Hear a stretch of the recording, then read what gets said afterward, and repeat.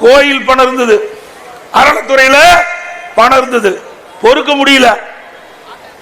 ஏன்னா நான் சொல்லக்கூடாது, என்ன நீங்களே புரிஞ்சுக்க, அது சொன்னா வேற விதமாயிரும். கண்ணு உறுத்துது, கோயில கண்டாவே கண்ணு உறுத்துது. அது இருக்கிற பணத்தை எல்லாம் எடுத்து கல்லூரி கட்ட ஆரம்பிக்கிறாங்க. ஏங்க, கோயில் கட்டுறதுக்காக உங்களை போல் இருக்கின்ற நல்ல உள்ளம் படைத்தவர்கள், தெய்வ பக்தி படைத்தவர்கள் உண்டியில போய் பணம் போடுறீங்க. அது அறநிலைத்துறைக்கு சேருது. அது எதுக்காக சேருது? எதுக்காக நீங்க உண்டியில பணம் போடுறீங்க? அந்த கோயில் அபிவிருத்தி பண்ணணும், அந்த கோயில் விரிவுபடுத்த வேண்டும், அதுக்காக நீங்க போடுறீங்க. அந்த பணத்தை எடுத்து கல்லூரி கட்டுற. ஏன் அரசாங்கத்திலிருந்து கல்லூரி கட்ட வேண்டாமா? நாங்க கொடுத்தோம்ல, அண்ணா திமுக ஆட்சியில இத்தனை கல்லூரி நாம் கட்டி கொடுத்துக்கிறோம். மருத்துவ கல்லூரி, நான் சொன்ன அத்தனை கல்லூரியும் அரசாங்க பணத்தில் கொடுத்திருக்கிறோம். நீங்க அப்படி அல்ல, வேண்டுமென்றே திட்டமிட்டு அறநிலைத்துறையில் இருக்கின்ற அந்த நிதியை எடுத்து இதற்கு செலவழிப்பது எந்த விதத்தில் நியாயம்? சிந்திச்சு பாருங்க. இதெல்லாம் ஒரு சதி செயலாத்தான் மக்கள் பார்க்கிறாங்க. பல மக்கள் என்னிடத்துல கோரிக்கை வச்சாங்க, இது ஏங்க கோயில் அறநிலைத்துறையில் இருந்து இருக்கிற பணத்தை எடுத்து அதுக்கு செலவு பண்றாங்க? கல்விக்கு வேண்டாம் சொல்லல, கல்வி என்பது முக்கியம். ஒரு மனிதனுக்கு கண் எப்படி முக்கியமோ அது போல ஒரு நாட்டிற்கு கல்வி முக்கியம். ஆனா அந்த கல்வி அரசாங்கத்திலிருந்தே கொடுக்கலாம். ஏன் அரசாங்கத்தில் பணம் இல்லையா? 10 கல்லூரிக்கு தேவையான பணம் இல்லையா? நாங்க இவ்வளவு அரசு கலைக்கல்லூரிகள், அதே போல மருத்துவக் கல்லூரி, பொறியியல் கல்லூரி, வேளாண்மை கல்லூரி, கால்நடை மருத்துவக் கல்லூரி, சட்டக்கல்லூரி, இப்படி ஏராளமான கல்லூரியை நாங்கள் திறக்கின்ற பொழுது ஒரு சாதாரண கலை மற்றும் அறிவியல் கல்லூரி கூட அரசாங்க நிதியிலிருந்து கட்ட முடியவில்லைன்னா இந்த அரசாங்கம் தேவையா? தேவைங்களா? நம்முடைய எதிர்க்கட்சி தலைவர் அவர்கள் கூறிய கூற்றுப்படி பார்த்தால் 1966ஆம் ஆண்டு சென்னை மாகாண அட்வொகேட் ஜெனரல் CP ராமசாமி தலைமையில் இந்து சமய அறநிலைத்துறைக்கு வழிகாட்டுதல் குழு ஒன்று அமைக்கப்பட்டது.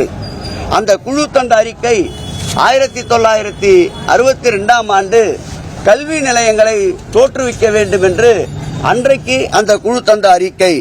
இவர்கள் ஏதோ உட்கார்ந்த இடத்தில் சொல்லவில்லை. நம்முடைய சட்ட திருத்தத்தின்படி பார்த்தால் இந்து சமய அறநிலைத்துறை கொடை சட்டம் 36 படியும் உட்பிரிவு 66(1) சொல்லப்பட்டுள்ளவாறும் கல்லூரிகள், பல்கலைக்கழகங்களை தொடங்கலாம். இதில் தத்துவம், கோயில் கட்டடக்கலை போன்ற பிரிவுகளை உள்ளடக்கி கல்லூரிகளை தொடங்கலாம் என்று இந்து சமய அறநிலையத்துடைய சட்டமே சொல்லுகின்றது.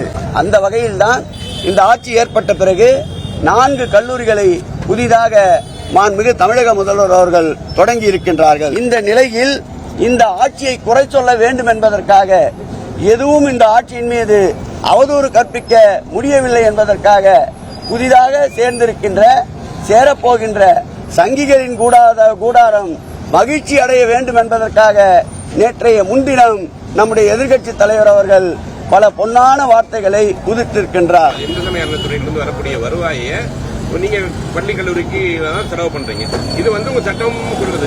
ஆனா அவங்க என்ன சொல்றாங்கன்னா, நீங்க இதை ஏன் கவர்மெண்ட் செய்யக்கூடாது அப்படின்றாங்க. கவர்மெண்ட் அரசு செய்ய வேண்டிய பணிகள் 41 கலைக்கல்லூரிகளை இந்த ஆட்சி ஏற்பட்ட பிறகு செய்திருக்கின்றோம். 1962ஆம் ஆண்டிலிருந்து இந்த கல்வி சார்ந்தது ஒரு அறப்பணி. இதற்கு இந்து சமய அறநிலையத்துறை சட்டம் 36 இடமளிக்கின்றது. திருக்கோயிலே வருகின்ற உபரி நிதியை பள்ளிகள், கல்லூரிகள், பாடசாலைகளை திறக்கலாம் என்று 1959ஆம் ஆண்டு இறுதி செய்யப்பட்ட இந்து சமய அறநிலையத்துறை கொடைகள் சட்டம் வழிவகுக்கிறது. ஆகவே சட்டத்தின்படிதான் இந்த கல்லூரிகளை துவக்கி இருக்கின்றோம். மகளிர் இல்லை இல்லை இல்லை இல்லை இல்லை இல்லை இல்லை, அவை எவையும் அரசினுடைய நிதி அல்ல. நான் 7ஆம் தேதி கூட நம்முடைய குற்றாலத்திலே இருக்கின்ற அருள்மிகு பராசக்தி அம்மன் திருக்கோயிலுக்கு நான் திருக்கோயில் சார்பில் நடைபெறுகின்ற கல்லூரிக்கு நேரடியாக ஆய்வுக்கு சென்றிருந்தேன். அங்கு மாண்புமிகு மறைந்த முதலமைச்சர் அவர்கள் திருப்பயலில் திறந்து வைக்கப்பட்ட கூடுதல் வகுப்பறையுடைய கல்வெட்டை அங்கே பார்த்தேன். அவை முழுக்க முழுக்க குற்றாலநாதர் திருக்கோயிலுடைய திருக்கோயில் நிதியிலிருந்து கட்டப்பட்டு திறக்கப்பட்ட கூடுதல் கட்டிடங்கள் தான் என்பதை நான் ஆணித்தரமாக பதிவு செய்ய விரும்புகிறேன். அறியாமையில் இருக்கின்ற அன்பிற்கினிய எதிர்கட்சி தலைவர் அவர்களுக்கு இவையெல்லாம் தெரிவதற்கு நியாயமே இல்லை. அவரை ப்ரமோட் செய்வதற்காக வைத்துக் கொண்டிருக்கின்ற சங்கிகள் கூட்டம் எழுதி கொடுத்ததை அப்படியே வாசித்திருக்கின்றார். நீங்க ஏற்கனவே மயிலாப்பூர் கபாலீஸ்வரர் கோவிலுடைய நிதியை எடுத்து குளத்தூர்ல ஸ்டாலின் தொகுதியில் கோவில் இது கல்லூரி கட்டினாங்க. அதுல மிக தெளிவாக சொல்லப்பட்டிருக்கு தீர்ப்பிலேயே, இந்துக்களை தவிர வேறு யாரையும் வேலைக்கு நியமிக்க கூடாது. ஏனென்றால் இந்து அறநிலைத்துறைங்கிறது யாரோட அப்பம்புட்டு சொத்தும் இல்லை. இந்து அறநிலைத்துறை இந்து மக்களோடது. அரசாங்கத்தோடதா இந்து கோவில்கள் இல்லை. ஒவ்வொரு எண்டோமெண்டும் தனித்துவமானது.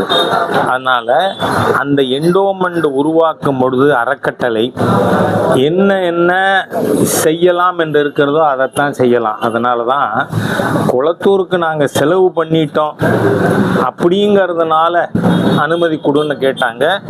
நீதிமன்றம் மீதி கோவில் ஃபண்டில் கல்லூரி கட்டுறதை தடை பண்ணியிருக்கு. அது மட்டும் இல்லை, மிகப்பெரிய அயோக்கியத்தனம் இந்த திராவிடியன் சர்க்காரோடது. பழனியில் கோவில் ஃபண்டில் காலேஜ் இருக்கு, எப்படி முஸ்லீம் ஆசிரியர்கள் நியமிக்க முடியும்? அங்கே என்ன களிமா சொல்லி கொடுப்பானா? யோசிச்சு பார்க்கணும் நாம. ஆகவே ஹிந்து மதத்தை திருடுறது, மிஸ்யூஸ் பண்றது, இதெல்லாம் அதுவும் இந்த சேகர் பாபு என்கின்ற ஒரு ஹிந்து விரோத தீய சக்தி அறநிலைத்துறை அமைச்சர். அவர் நான் சேகர் பாபுன்னே சொல்றது இல்லை, அல்லேலுயா பாபு தான். ஏன்னா அவரோட சின்ன எசமா நான் கிறிஸ்தவர், நான் காதலித்து மணந்த என் மனைவி கிறிஸ்தவர்னு சொன்னப்ப இந்த சேகர் பாபு வாயில வந்தது என்ன? அல்லேலுயா. அந்த அல்லேலுயால ஏன் ஆட்சேபனை? அதை சொல்றவன் யாரு?